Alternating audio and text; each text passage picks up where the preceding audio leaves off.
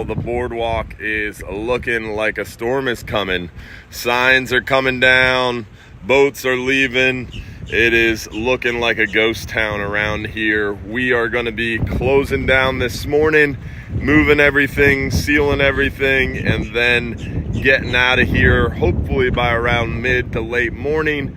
We are going to be completely closed today, Thursday, and Friday. The bulk of the storm looks like it's going to be coming through kind of Thursday morning through Thursday late night, maybe into early Friday. But Friday, we're still going to have the tail of the storm bringing some feeder bands in. We're still going to have some pretty hefty wind, and we want to give time for our staff members to prepare their homes and to clean up their homes behind this storm. So we are closing early.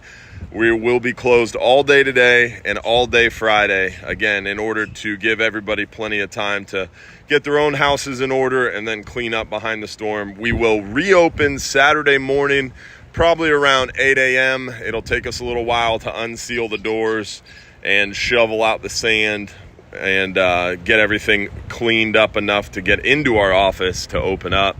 So I would say Saturday morning, 8 a.m. we'll be back up and running. It is already pretty high tide around here. It's not supposed to be this high right now. It's supposed to be only about 2 foot above sea level. It is a solid foot or more above where it's supposed to be, which is not a great sign. We saw this with Adalia. We saw this with Ada.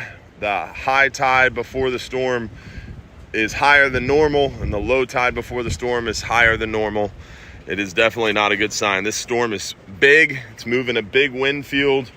And my buddy said it best to me yesterday on the phone, is these big wind fields are like a big bulldozer. And the bigger the bulldozer, the bigger the shovel, the more water it can move. So we are preparing for the 5 to 8 foot the National Hurricane Center is calling for. And there's a good chance we're going to see it. And on top of that, they're saying up to 9 foot. So this could be historic flooding for us here inside Johns Pass. I'm hoping and kind of preparing for Adalia style effects. Adalia, Ada was 2 recent storms that really caused a lot of flooding here inside Madeira Beach and around Johns Pass. I'm thinking this is going to be a lot like Adalia, maybe a little bit worse. So that's kind of what we're preparing for and hoping for and doing our best to make sure we're ready for. So going to be a little crazy, especially down at Don's Dock where it is literally built over the water. So we're going to have to do a lot of preparing, but hopefully we'll be prepared for the worst and we'll be over prepared, right? That's the goal, that's the hope, and hopefully we'll weather this one out real easy. I don't think the area has too much concern from wind. I think we're going to be seeing 70, maybe 80 mile an hour gusts, which is pretty rough, but not anything we're not used to, right? Irma brought us 110 mile an hour gusts here. We saw easily 90 mile an hour gusts from other storms.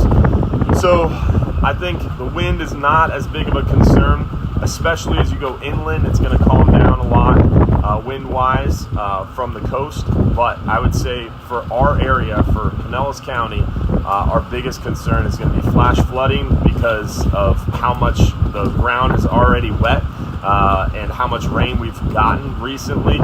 So flash flooding is a concern inland, but really the biggest concern is surge and coastal flooding from surge. So if you live near saltwater, you need to be prepared.